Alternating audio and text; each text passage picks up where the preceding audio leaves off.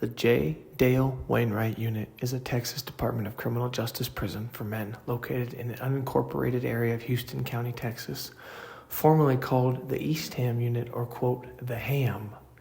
This was the prison where the Aryan Brotherhood of Texas was created in 1981.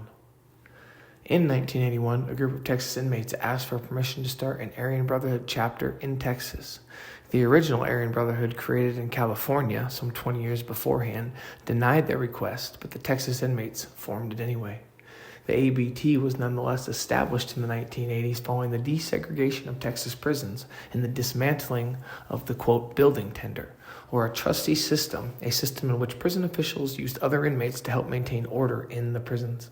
These major and more or less simultaneous changes created an atmosphere of uncertainty and a lack of control that proved fertile breeding grounds for Black, Hispanic, and white race-based prison gangs.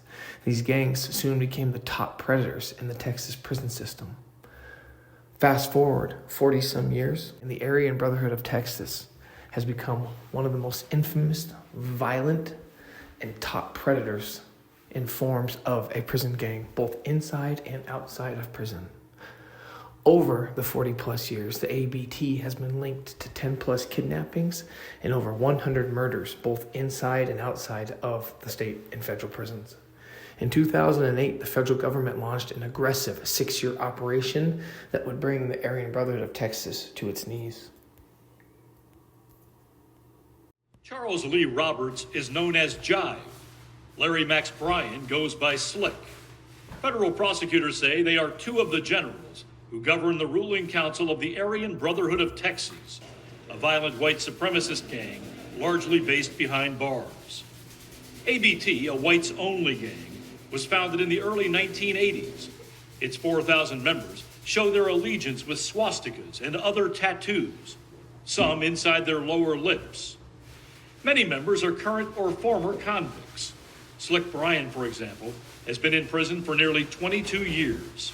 In a sweeping federal indictment last November, Bryan, Roberts, and 32 other alleged gang members were charged with racketeering and crimes ranging from drug dealing to murder.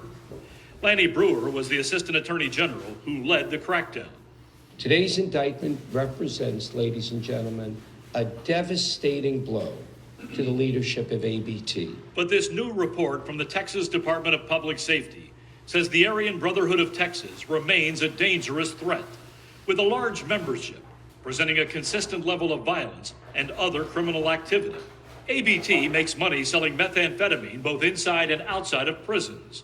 But prosecutors say another mission is violence, used to protect fellow members or to avenge perceived mistreatments. Assignments come from the generals and are passed down to enforcers. Prosecutors say one order, SOS, means smash on sight. That's code for assaulting a rival gang member. Then there's a green light, sometimes simply called an X. That's a hit, an assignment to murder a rival or an ABT member who has violated the gang's rules. Over 30 years, the Aryan Brotherhood of Texas has been linked to some 10 kidnappings and more than 100 murders, many of those, Scott, behind bars and away from public scrutiny.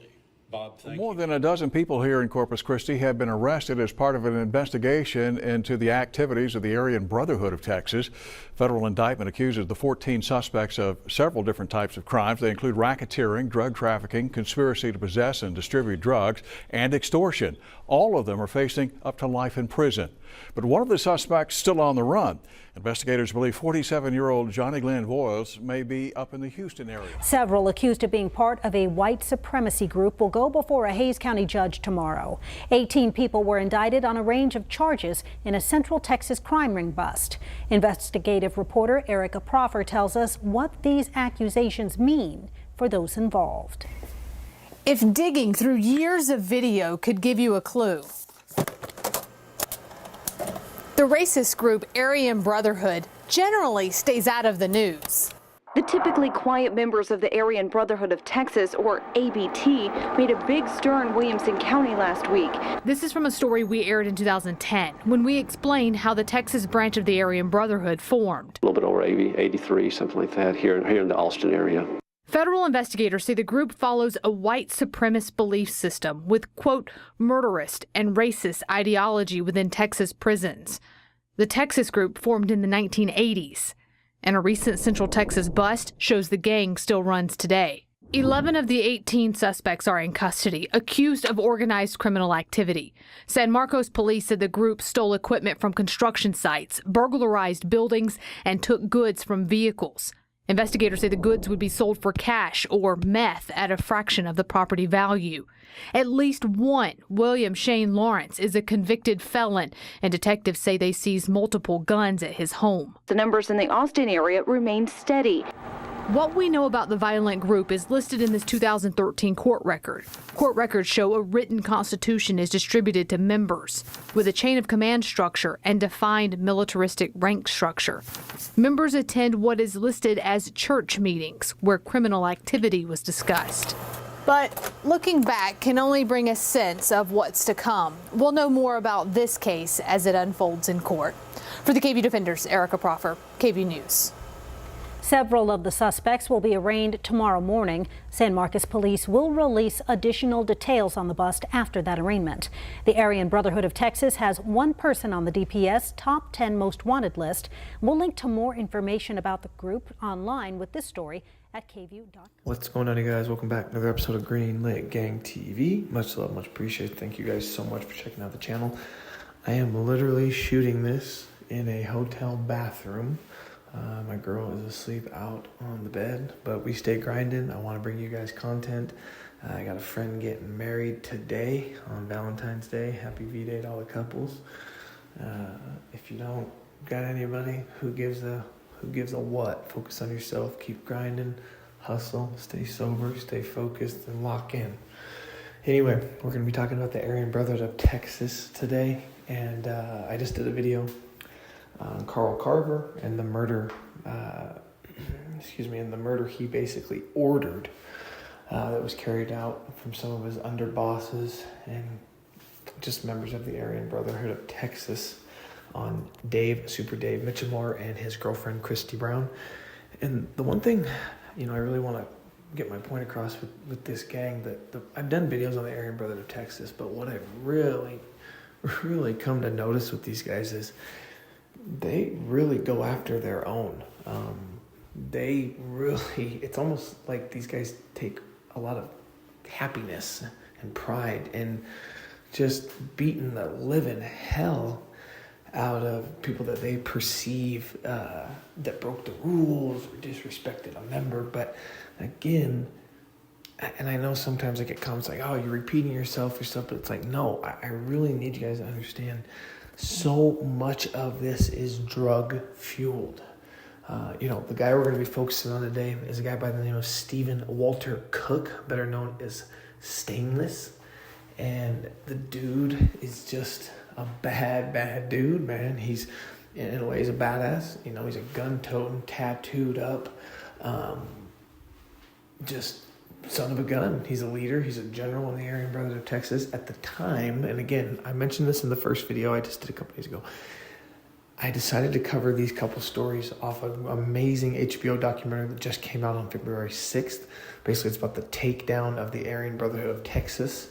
It shows the ATF, the FBI, the local state, the local authorities, the state authorities, and just how they really brought the Aryan Brotherhood of Texas to its knees. And don't get me wrong, they're still around. They've built back up.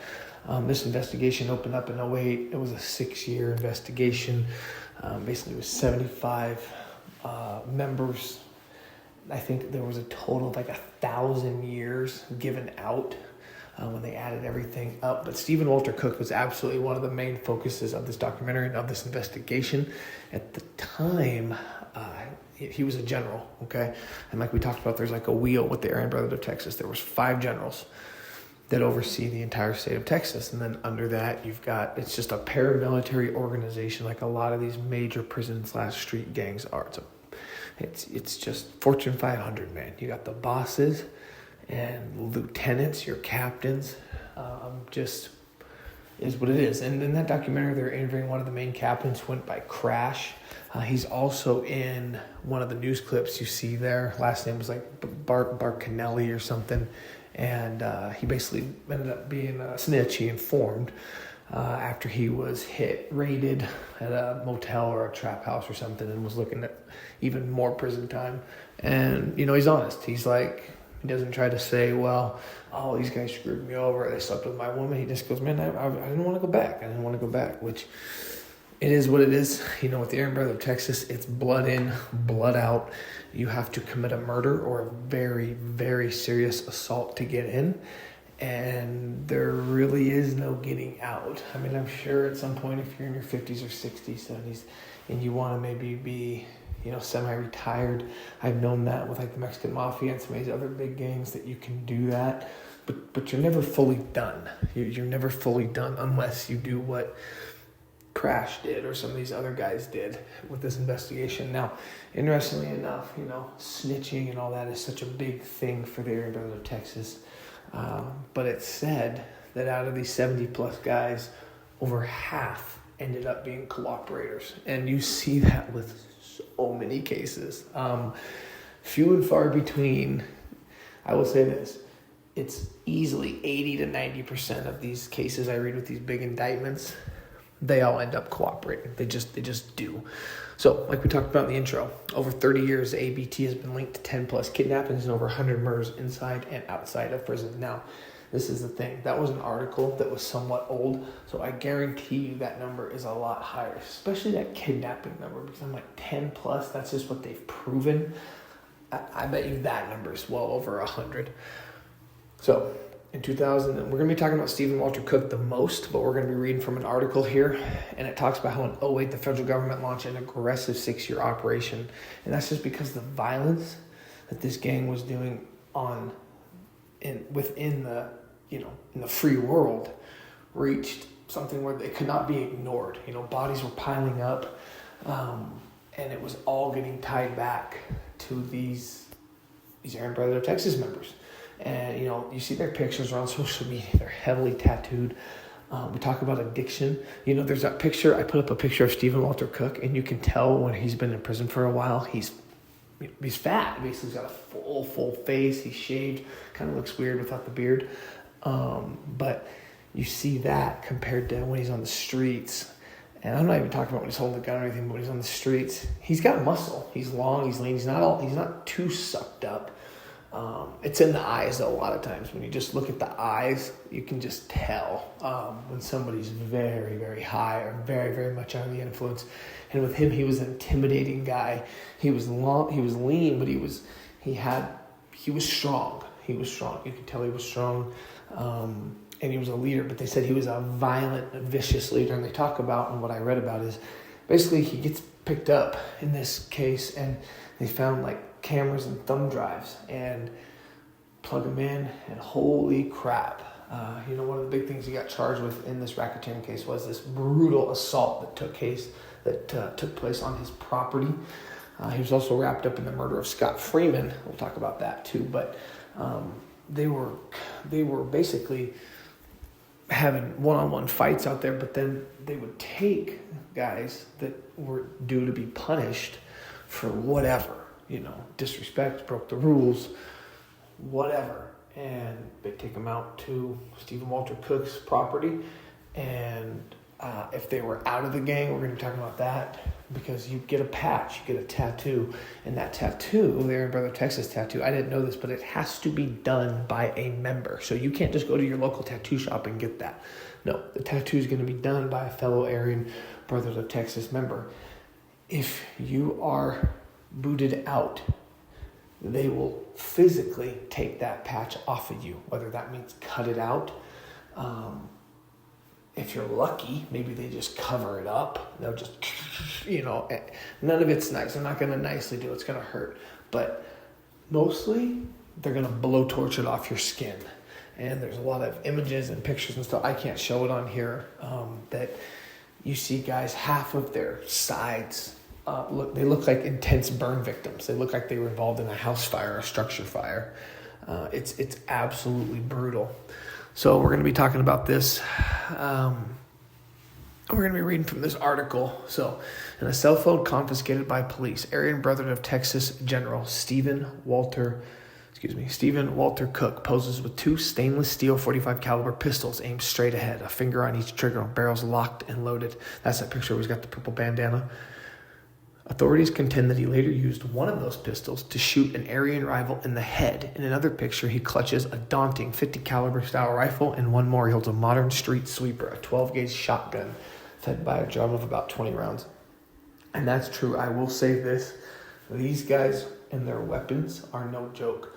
I watched an interview with a ex-prison guard, like a lieutenant. He was in like 20 years in California, and they were asking about the gangs and races and what each kind of race was known for. And he said the white boys were known for their weapons, and that's inside and outside of the free world. Don't get me wrong, all these gangs, the Mexican Mafia, the Black Gorilla family, whatever, the Crips, the Bloods, whatever, they all have access to guns. They all have access to AK-47s, big-time guns. But it seems like, I think with the Aryan Brotherhood of Texas or Aryan Brotherhood, there's that kind of sense of like country pride, like my Second Amendment rights, my right to bear arms. And they're in Texas, which Texas is a very gun-positive state. Their laws are a lot more lax compared to other states. And don't get me wrong, none of these guys were legally allowed to have guns. Stephen Walter Cooke shouldn't have been within 50 feet of a gun. But the point is, it just seems to go hand in hand more. And if you know what I'm talking about, you know what I'm talking about. Just that, those white Aryan gangs and the heavy firepower, 50 cal, that shotgun looks like something that should belong in Call of Duty. It's just insane. And when I said that he contended to use one of those pistols in the picture, that was when he murdered Scott Freeman, and we'll talk about that in a minute. So, after 4 years in ongoing statewide investigation, some of the gang's most menacing members has resulted in the prosecution at the time of 34 for federal crimes such as racketeering and murder, and in the incarceration of another 30 in state prisons. Cooke, known as Stainless, is one of them. A review of court files and exclusive interviews with those investigating and prosecuting the gangsters and some associates who remained free documents a drug-enraged trail of crime across the state. We continue to get information about people who have been disappeared, and the level of violence associated with their organization is something that we cannot tolerate. And this is one of the head investigators who went by the name of Bales. Quote, I don't compare them to the mafia. They are too weird and dysfunctional in how they handle their lives. Heavy drug use and sociopathic personalities. Pause. Weird is such a good word to use because, again, we talk about in my channel a lot about sobriety and drug use. And as I've mentioned before, I was a 10-year plus addict. I'll just say about 10 to 11 years. I was a heavy, I started with painkillers. I moved on to heroin, Xanax, cocaine, you name it. But opiates was my main downfall. And I was around, though, people who use methamphetamine and a lot of different races. Where I live, there's a lot of different races. And meth makes people weird. Meth makes people paranoid. I don't like it. I didn't like being around it. I mean, I don't like being around anything now. Obviously, I'm going on almost 5 years sober here on March 10th, but I'm trying to paint a picture. If you've been around it, then you know what I'm talking about. But if you haven't, meth literally rots your brain, and you will think something's there that is not, and it will continue. Like, let's say you think something's outside, right? You're sitting there getting high, you think something's outside. You will hyper focus on that. So what you have, like what this Bales is saying, is you have these guys that are felons. They're already sociopathic, violent individuals. You add a drug-fueled rage, and that word weird is perfect because they're assaulting, they're beating each other, they're doing things that are just kind of bizarre. The way they treat their women, the Featherwoods, is terrible. But I think that's just a perfect word, is weird. Some of the stuff that they use, but weird turns into violent, turns into murder, and turns into people that you do not want to cross paths with, because that's the thing with methamphetamine. You just don't know what's going to happen next. You just don't. Authorities have secretly recorded conversations, phone calls, and meetings between members. Photos show them meeting in a barn-turned hideout and a Tomball bar. Some now sit in prison isolation cells as authorities limit their reach. Others hide after informing on fellow Aryans. Now, Tomball, Texas, that's like an area, it's like a county, little city. That's where Stephen Walter Cooke resided, and that's where this assault that we'll talk about in his RICO case took place. We're going to talk about some of his criminal history, though, as well. The gang is carved into 5 territories, each with so-called generals who command legions of convicts both in and out of prison and do not hesitate to beat down, burn, or blow away those who cross them. What we notice is that they tend to beat up on each other a lot, said Malcolm Bales, the U.S. Attorney for the Eastern District of Texas, noting that most attacks are retribution against renegades or rivals. And that's really quick. All of these cases I covered, or that I read about, none of them were against black people, Hispanic people, Oriental people. None of them. They were all against their own race. They're all against, it was white on white. Richard Boning, an Army Reserve Lieutenant Colonel and Army Ranger who's a Bureau of Alcohol, Tobacco, and Firearms and Explosives Special Agent, leads an 80-person multi-agency statewide task force in nabbing the gang members. He's a very main character in that HBO doc. You'll really like him. He's interesting, very intense guy. When Boning testified against one now-in-prison gangster, he described the significance of the Aryans' tattoos and the roots of their white supremacist views and the mantras that guide their wrath. Among the most common, quote, God forgives, brothers don't. It simply means that you may seek forgiveness from the good Lord, but when it comes to not doing something for the organization, we are not going to forgive you. We're going to talk about a couple little side pieces here. Now, one general near Lufkin had a gangster blast his own best friend in the head with a shotgun or he'd be killed for not obeying. And that was the case we just covered, guys. That was the case of Super Dave Mitchelmore. And yeah, his own best friend had to blow him away. Now, I don't want to give too much away on that. Go watch my previous video. You'll love it. It's about the Lufkin, Texas murder of Super Dave Mitchelmore and Christy Brown. We're just going to stick with that. Excuse me. Texas Department of Public Safety agent Brandon Bess interviewed 4 of the 5 generals. Quote, every one of them have a completely different personality, he said, a completely different way they operate, the way they control people, from extremely calm to extremely gangster to extremely intelligent. It's very interesting. Quote, what they all had in common, besides the ability to be brutal, charismatic, and quote, chapter and verse from the gang's constitution, pay attention to this, guys, is a methamphetamine habit that made them wild, paranoid, and ultimately vulnerable. Quote, a lot of them share being like a father figure. A lot of people who end up with our families don't have a family of their own, said a person who was part of the Aryans. Cooke, a professional tattoo artist seen as one of the most controlling of the leaders, was sent to prison in part of his wife's testimony. Cheryl Lee Cooke went on to say, quote, of course I fear for my life, said from an undisclosed location via email, quote, I think him being in the feds just gives him more power and control over a higher class of criminal. And went on to talk about the Carl Carver. That was the hit that was put on Super Dave Mitchelmore. He's the general that ordered that, had the best friend do it.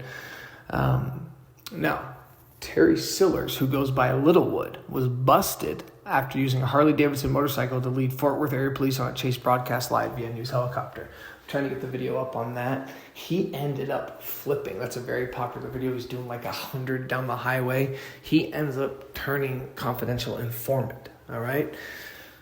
Another general, Frank Pancho Rauch Jr., died in Houston last year. He was found in the cab of a truck along US 59, a master manipulator, authorities say, with head-to-toe tattoos. He spent nearly all of his adult life behind bars.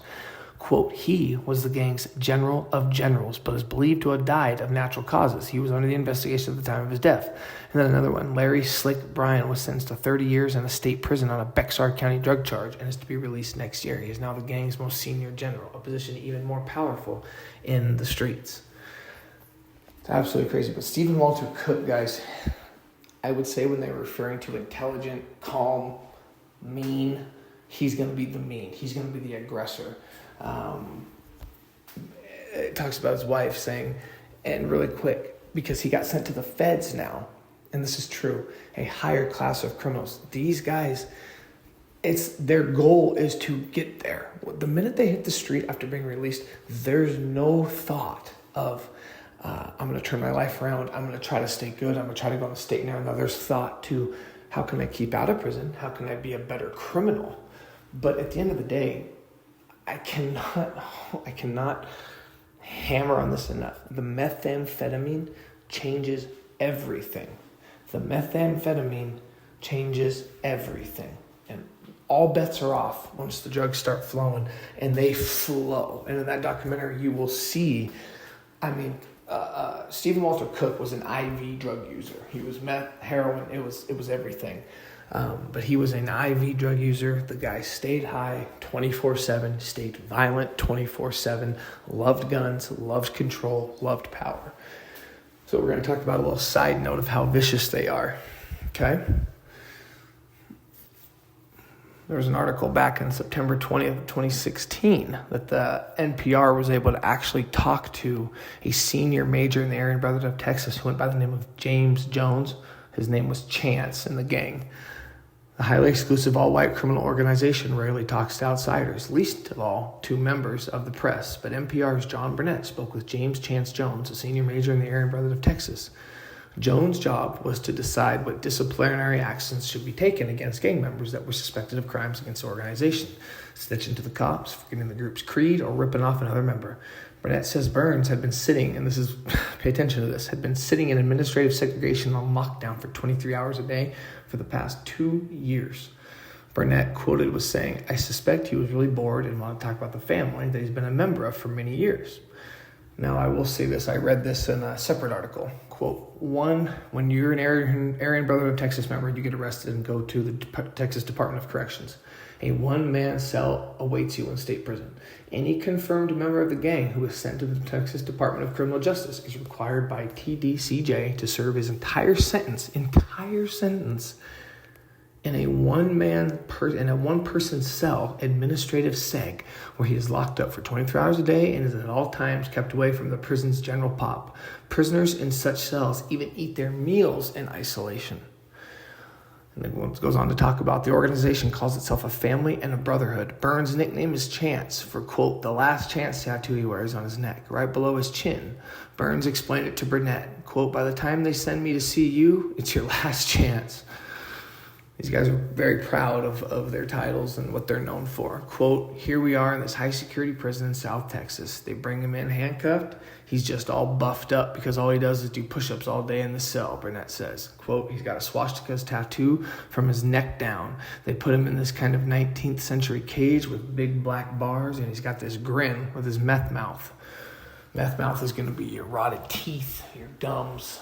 If you've ever seen somebody on meth, they're jaw jacking, which means your jaw's moving. And I'm not laughing, but if you know, your mouth's moving in different directions.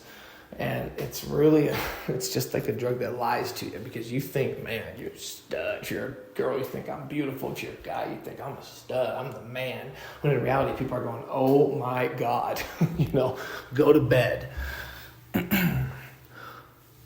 Burnett and Burns spoke about one of the gang members' most notorious crimes. Quote, he burned a symbolic tattoo off of the skin of one of the members of the gangs with a blowtorch.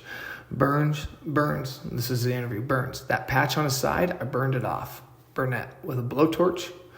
Burns, right. Burnett, what was that like? Burns, it stinks. Burnett, what stinks? Burns, just your skin. It catches on fire. Your grease in your body, and on the other side, there's a lot of fat there. So I burned it off his arm and on his back. Burnett says the tattoo is a revered symbol of membership within the group. Burnett also wanted to know whether what he'd heard was true, that the federal government had indeed decapitated the ABT in the state. Quote, the racketeer influence, or not quote, but this is like just a little definition. The Racketeer Influence and Corrupt Organization Act, RICO, helped the federal government charge and arrest members of the white supremacist group. The wraparound law is the government to take down all parties involved in criminal organizations, not just the individual players who may have directly committed a crime. After prosecution, members of organized crimes were dispersed all over the country to prohibit them from further contact with their group members. We talked about this in California when Arnold Schwarzenegger moved major leaders of certain gangs all throughout the country. It had a different effect, though. I mean, it's kind of like pick your poison, right? Like we talked about, you're going to leave these guys in the same prison together where they can work together and commit crime together and be more powerful, or you're going to spread them out because they're all charismatic, they're all violent, they're all revered, and all of a sudden you're going to have cells of gangs in states and in prisons that were never going to be there had you not moved them. Quote, if you're sitting in a federal prison in New York State, Burnett says, you may not meet another ABT member. Your girlfriend is not going to be close enough to come visit you. And then you can give her messages to give to the gang back home. So you really do weaken them when you move them all over the country. I agree, but I disagree. I feel like if you're smart enough, you're charismatic enough, and if you are determined, like a lot of these guys are, you're going to make something happen. Burns told Burnett that the government helped the organizations. See, trim our bad wood. They didn't want those guys in their group anyway if they're going to snitch on the family. Regardless of what James Byrne tells us, we know that the gang has taken a big hit, Burnett says. Quote, but of course, Burns also wanted to put a good face on a bad situation. To a certain extent, he was doing some PR, right? He's like a spokesman. I think he wanted to kind of tell the world that the gang was down, but not out. More than half of the convicted Aryan Brotherhood members talked to authorities, a cardinal sin within the organization. So what did Burns have to say about the betrayal? I love them dudes. I still do. Burnett goes, but ain't no buts to it. I still love them. I mean, they're real, genuine guys, and it took a big man to get in front of the Aryan Brothers and say that they did something. Wouldn't you think? Burnett, so what happens to them? So do they have a death sentence against them? Burns, I don't know. I think that's a lot. This is me talking now. I don't know. I think Burns is playing off. I think Burns knows damn well if one of them dudes was in front of him, he'd try to kill him. Okay, going on. Burnett, I mean, isn't that what happens to a snitch in the AB? Burns, I don't know. While he was saying, I don't know, he was nodding his head yes. Burnett says, every one of those guys has a death sentence against them. In fact, one of the generals that testified for the government, that's that guy that rode the Harley on the highway in the police chase, Terry Littlewood Sillers. Burns has check this out. Burns has a tattoo of him on his neck with Littlewood hanging from the gallows. I think that's your answer right there on what's going to happen to a snitch. Now, going back to Stephen Walter Cooke, our main character today, a little bit of his history. June 18th, 2010, Stephen Walter Cooke, from 10 to 12, basically booked himself. So June 18th, 2010, sentenced to 96 months for firearms violations. Stephen Walter Cooke, 47, a reputed high-ranking member of the Aryan Brotherhood of Texas, a prison street gang, and a previously convicted felon, has been sentenced to prison for possessing firearms. Assistant Attorney Lanny A. Brewer for the Department of Justice Criminal Division, U.S. Attorney for the Southern District of Texas. Jose Angel Moreno announced today. U.S. District Court Judge Gray H. Miller sentenced Cooke to 96 months in federal prison without parole and a 3-year term of supervised release following his prison term. Cooke, identified in previous court proceedings as a general of the ABT, pled guilty on February 16, 2010 to one count of being a felon in possession of a firearm. Convicted felons are prohibited from possessing firearms under federal law. At the time, now check this out, okay? At the time of his guilty plea, Cooke, who has multiple prior convictions dating back all the way to 1987, this is one thing I want to talk about that the doc didn't, is some of his real prior crimes. In 1987 for aggravated robbery, another robbery charge, possession of crack cocaine, and theft of firearms. Admitted to having possessed 13 firearms at his Tomball, Texas area residence between April of 2007 and October 23, 2008. The firearms including 7 rifles, 2 of which were Romar Cigar 7.62 caliber from Romania, 5 shotguns, and 1 Sterling .380 caliber pistol were seized following the execution of a state search warrant. In addition to the firearms, more than 300 rounds of ammunition and even body armor were seized from his residence. Now, talking about the murder of Scott Freeman, all right? And this was a big, big deal because Scott Freeman was not a nobody, all right? He was like a major, I believe, a captain or a major. Okay. 2 alleged members. So this is August 20th, 2010, first court appearance. First court appearance, August 20th, 2010. They were indicted for the murder of Scott Freeman in July of 2010. 2 alleged members of the Aryan Brotherhood of Texas are facing murder charges in the 2008 death of a Livingston man, U.S. Attorney John M. Bale said. So to give you an idea what happened with Stephen Cooke, he gets sentenced June 18th to 96 months federal prison firearms violations. All right. A month later, he's indicted for the murder of Scott Freeman. And then the next month, so within 90 days, he gets sentenced to 96 months. The next month, indicted for a murder. And then next month is his first court appearance. All right. In addition to murder, Cooke and Michaels are also, and this was the guy that committed the murder, and I'll put his picture up. In addition to murder, Cooke and Michaels are also accused of conspiracy to commit murder and possessing and discharging a firearm in furtherance of a crime of violence resulting in death. According to the indictment, Cooke and Michaels killed Scott Freeman in October of 2008 in Liberty County, Texas, in a bid to maintain and increase their position within the ABT. Prosecutors said 37-year-old Scott Freeman was involved with a competing ABT faction. The indictment described the ABT as a powerful race-based statewide organization that operates in and outside of state and federal prisons. Yeah, just absolutely crazy. And then we talk about the Bales guy again.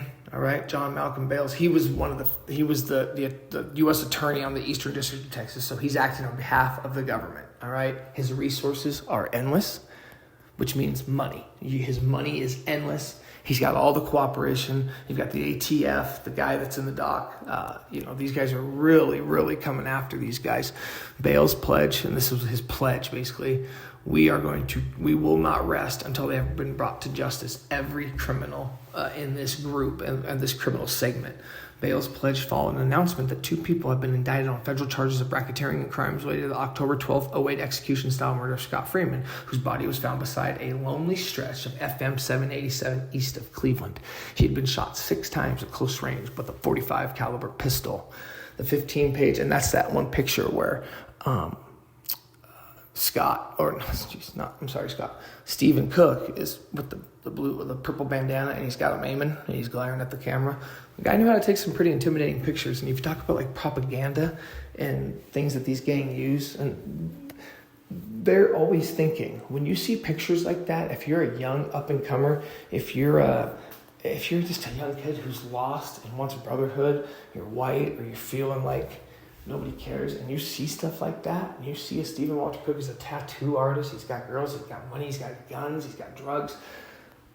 That's how they get him in. That's gonna suck a 17, 18, 16, 19, 20-year-old in.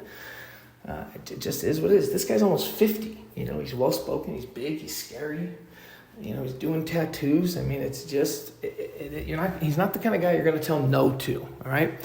So the 15-page 3-count indictment alleges that Freeman was murdered by Stephen Walter Cooke, also known as Stainless, and David Joseph Michaels, also known as Jay, because he was thought to be recruiting members for a rival faction of the ABT.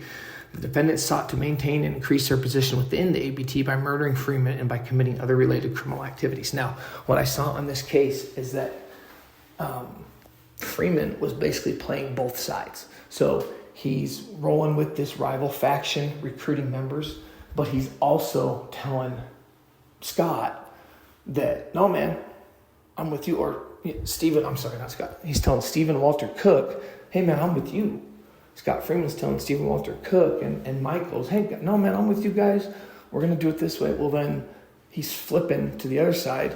No, we're gonna build up. We're going to take these guys out. So you add the unsuredness of that with meth and drugs and paranoia, and Stephen Walter Cooke, as violent as he is, he's just going to hit the point where he's going to wake up one day. I shouldn't say wake up because he probably hasn't been to bed. So he's going to be like on day 3 of a good one, and he's going to say, yeah, we're done with this. We're putting an end to this. It goes on to talk about, while we indict lots of people, it is a rare day indeed when a prosecutor can announce such a significant blow in the battle to curtail and, yes, destroy the Aryan Brotherhood of Texas, a vicious prison gang. All right? Now, we're going to talk about the plea out and all that. So, Stephen Walter Cooke ends up pleading guilty to federal crimes on March 16th, 2012. All right? On August 31st, 2012, he was a few months later, man, like I said, 2010 to 2012 was a rough few years for Stephen Walter Cooke. So he pleads guilty to the Fed crimes, March 16, 2012. On August 31st, 2012, Stephen Cooke sentenced for violent assault and aid of racketeering. That was about that assault that took place on his property of the ABT member that broke the rules. They didn't kill him, but they damn near did.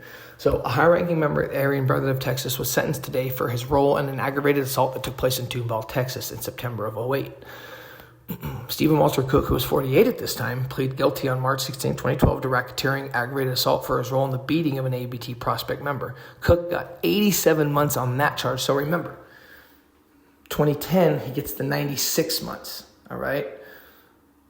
Fast forward a couple years later, he gets another 87 months in federal prison by Senior U.S. District Court Judge Ewing Werling Jr.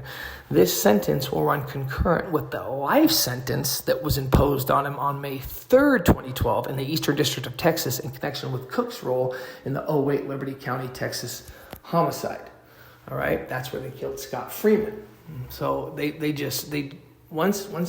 because remember, when this investigation started, Stephen Walter Cooke was the one lone general who was out, all right? So in a matter of a couple years, and they talk about that, once the feds set their sights on you, your life expectancy as far as free world is not long, all right? Is not wrong. So, yeah, this is crazy. I went on to talk about co-defendants. Benjamin Dillon, a.k.a. Tough, he got sentenced May 11, 2012, 41 months in prison. Justin Northrup, a.k.a. Ruthless, he got 63 months in prison. These guys are all younger, right? All younger. There's another one. He was featured in a lot of this. David Harlow, 43, a.k.a. Bam Bam, was found guilty. He took it all the way to trial on March 21st, 2012. He got sentenced just a few months later on July 27th, 2012. This is what happens, right? So you see some of those other sentences, 41 months, 63 months. Well, Bam Bam took it to trial. He got 10 years, 120 months. So, and like I said, overall, and these were all separate indictments, but then overall, Stephen Walter Cooke also got wrapped up in the Fed Racketeering Act. So he has the separate murder charge of Scott Freeman, but the federal charge where that huge Fed case with the 75 plus members, how they got Stephen Walter Cooke in that indictment was the beating at his Tomball residence. And it's all just furtherance of native racketeering. And then the murder charge, I think actually the murder charge was also brought into the Fed case, because it's a RICO. So it's so easy to, once they can indict you on the RICO, everything is on the table. But I will go back to one thing where Cheryl Lee Cooke, his wife, who was in hiding when she sent that email, she said one thing that stuck with me. His power is going to grow, and he's going to have a higher class of inmate to deal with. And I will say one thing about Stephen Walter Cooke. He's no dummy. He's well-spoken. He's charismatic. And he didn't get in that position for no reason. So we'll see. Anyway, guys, much love, much appreciation. I'm sorry if there's an echo. I'm literally standing in this bathroom. But I do this for you guys. I work my butt off on this stuff. I know I'm not the most high-quality channel. I'm trying to get better with it. But at the same time, I just want to bring you guys the straight facts, the straight info. Much love, much appreciation. It means everything. Until next time, you already know what it is. Peace.